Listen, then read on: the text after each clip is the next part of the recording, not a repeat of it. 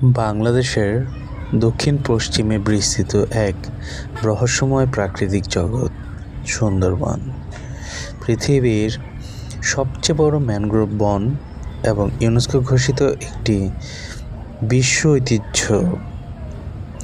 অসংখ্য নদী, খাল, ছোট ছোট ক্যানেল আর সবুজ গাছের ছায়ায় ঢাকা এই বন যেন প্রকৃতির এক রহস্যময় রাজ্য।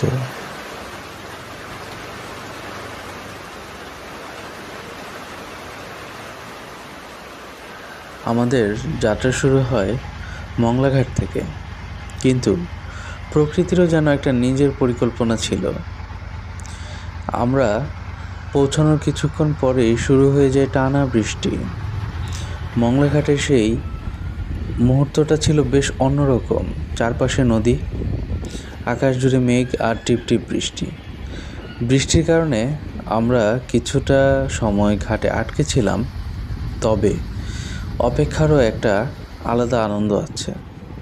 বৃষ্টির শব্দ আর নদীর ঢেউ দেখতে দেখতে সময়টা কেটে যাচ্ছিল বেশ শান্তভাবেই।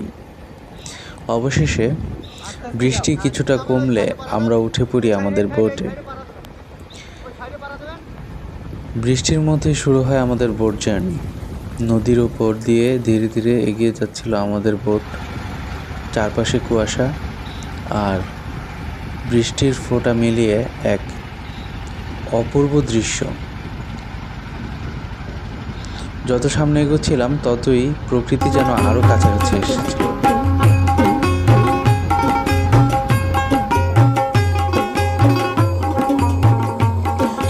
তো বোট জার্নি শেষে আমাদের ঘাটে নামিয়ে দেয় এবং সেখান থেকে আমরা লোকাল ভ্যানে চড়ে রওনা হই পশ্চিম ডাংমারির একটি ইকো রিসোর্ট, যার নাম ছিল বনবাস ইকো রিসোর্ট।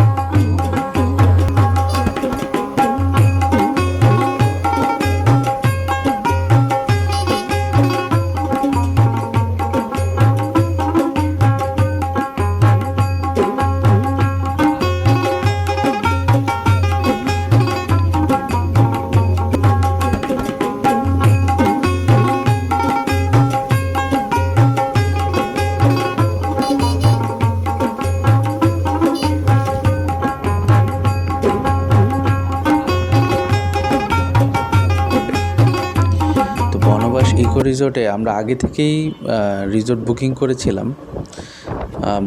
এসেছি। তো সেখান থেকে আমাদের জন্য ভ্যান পাঠিয়ে দেওয়া হয় এবং ভ্যানে চড়ে আমরা প্রকৃতির মাঝে অবস্থিত সেই রিসোর্টটি দিকে এগিয়ে যাচ্ছিলাম। তো রিসোর্টটি আমি যতটুকু দেখেছি সত্যি অসাধারণ এবং খুব সুন্দর এবং শান্ত পরিবেশে ঘেরা। যারা শহরের কোলাহল থেকে একটু দূরে গিয়ে প্রকৃতির মাঝে সময় কাটাতে চান, তাদের জন্য এই রিসোর্টটি একদম পারফেক্ট জায়গা। রিসোর্টটির প্রতিদিনের ভাড়া ছিল প্রায় ৩,০০০ টাকা প্রতি রাত এসি রুমে। চারপাশে গাছপালা, নদীর হাওয়া আর বৃষ্টি ভেজা পরিবেশ সব মিলিয়ে যেন মনে হচ্ছিল পুরো জায়গাটা যেন প্রকৃতির কোলে বসে আছে। সেদিন প্রায় পুরো দিনটাই আমরা রিসোর্টে কাটিয়েছি। বাইরে বৃষ্টি, ভেতর প্রকৃতির শান্ত পরিবেশ। এক কথায় দারুণ এক বৃষ্টিবিলাস।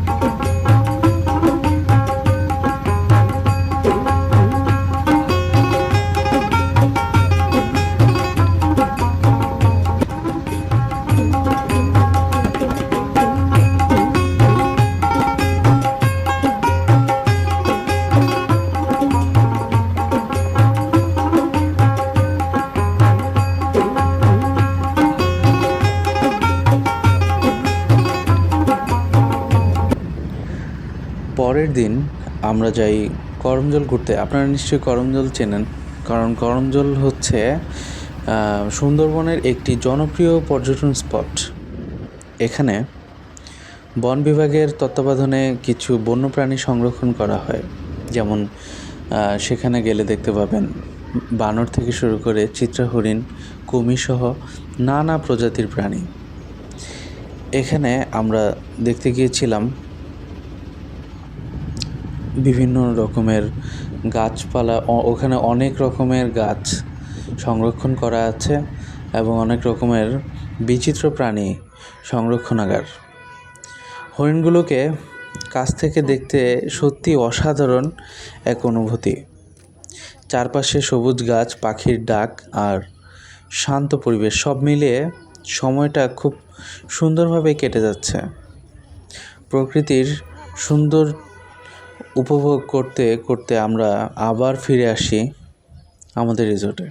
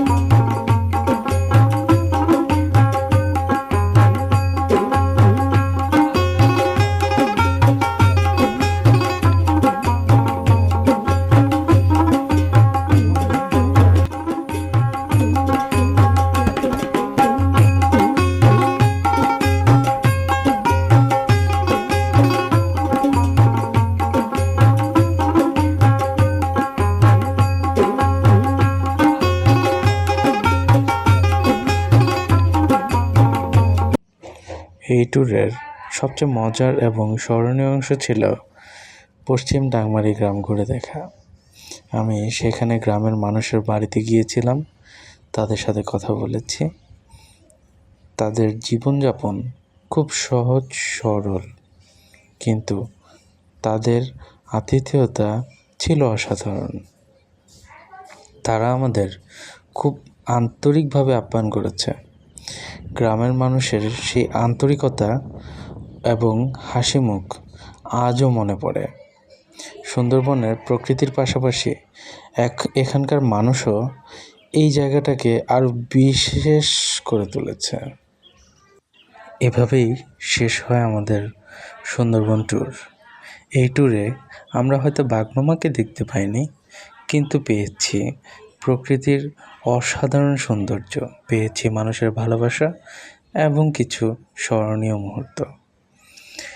সুন্দরবন শুধু একটি বন নয়, এটি এক বিশাল জীবন্ত প্রকৃতি, যেখানে প্রতিটি নদী, প্রতিটি গাছ আর বাতাসের মধ্যে লুকিয়ে আছে এক অদ্ভুত সৌন্দর্য। যারা প্রকৃতি ভালোবাসেন তাদের জীবনে অন্তত একবার সুন্দরবন ঘুরে দেখা উচিত। সবাই ভালো থাকবেন, সুস্থ থাকবেন, এই কামনায় আজকের মতো বিদায় নিচ্ছি। আসসালামু আলাইকুম।